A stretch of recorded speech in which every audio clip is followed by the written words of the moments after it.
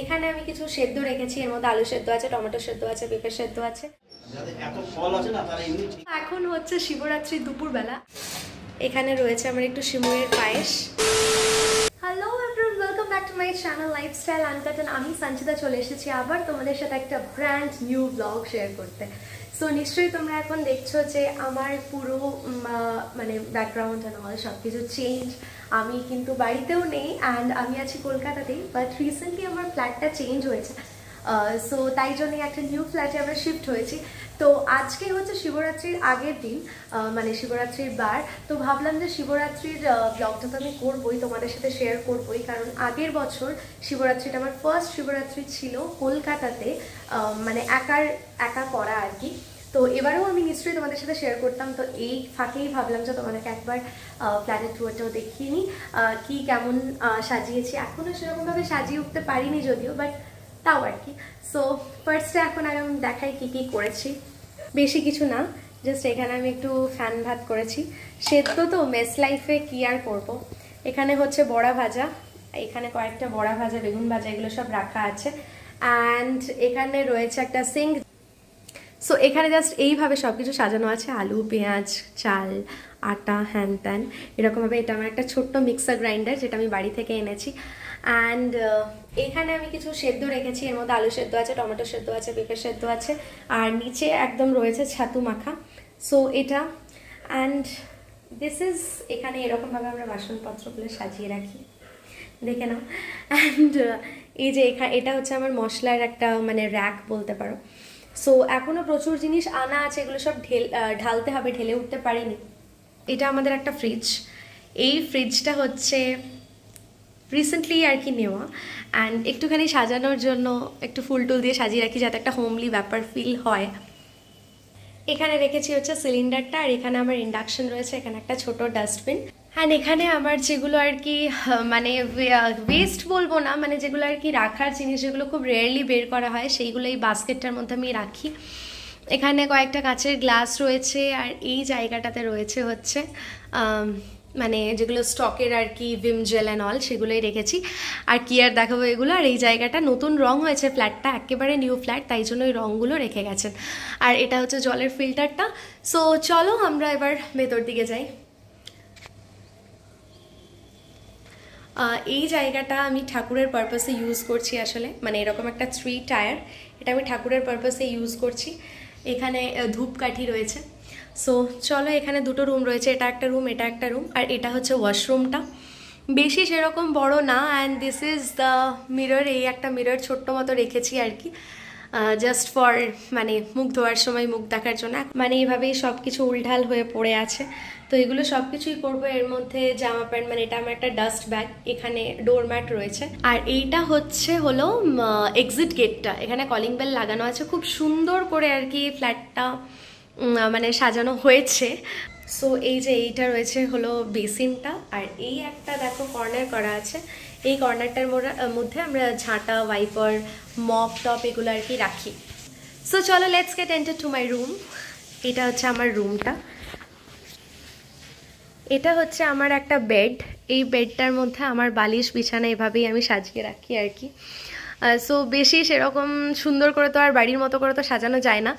এইখানেই মাথার সামনে রয়েছে একটা জানলা, খুব সুন্দরভাবে আমি একটা কার্টেন দিয়ে একটুখানি সাজানোর চেষ্টা করেছি, যেটার বাইরে এরকম একটা ভিউ রয়েছে।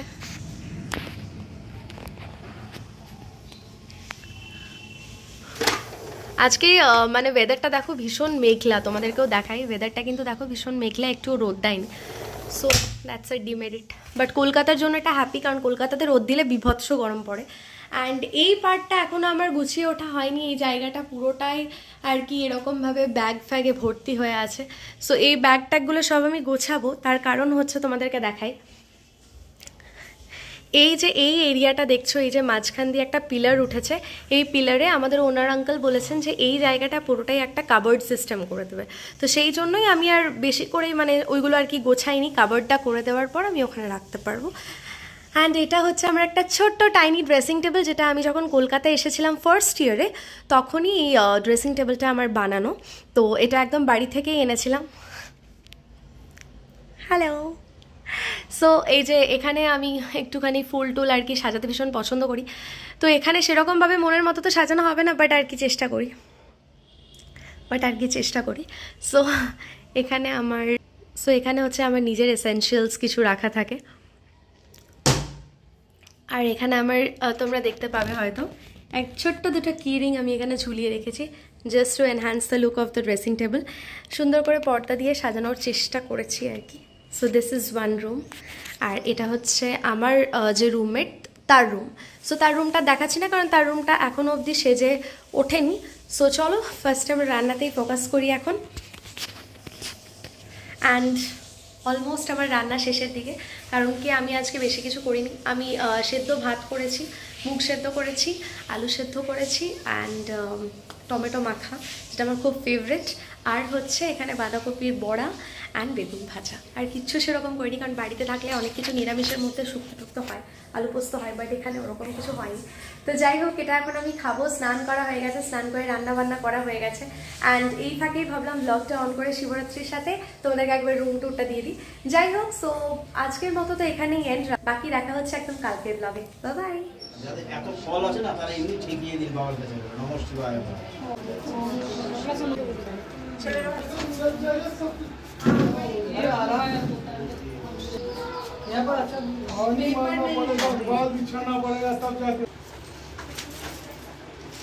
এখন হচ্ছে শিবরাত্রির দুপুরবেলা, অ্যান্ড এখন আমি অলরেডি স্নান টান করে ফেলেছি। অ্যান্ড সকাল থেকে মানে অনেক কিছু রান্না টান্না করেছি।